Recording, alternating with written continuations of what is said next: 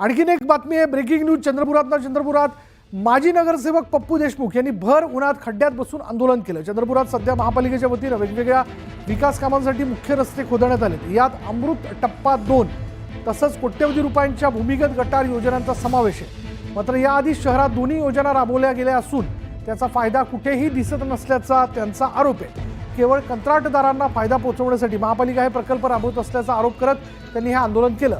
महात्मा गांधी यांची प्रतिमा हातात घेत हे गांधीगिरी आंदोलन त्यांनी केले। 48 तासात या भ्रष्टाचाराची चौकशी करा, अन्यथा तीव्र जन आंदोलन करू असा इशारा त्यांनी दिला।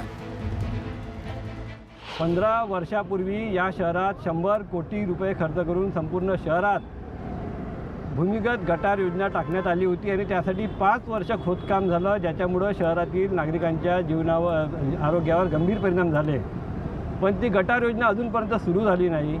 आता नवीन 506 कोटीच्या नवीन भूमिगत गटार योजनेला मंजुरी कशी मिळाली? जुन्या गटार योजनेच्या पाईपवर हे पाईप टाकणार आहे का?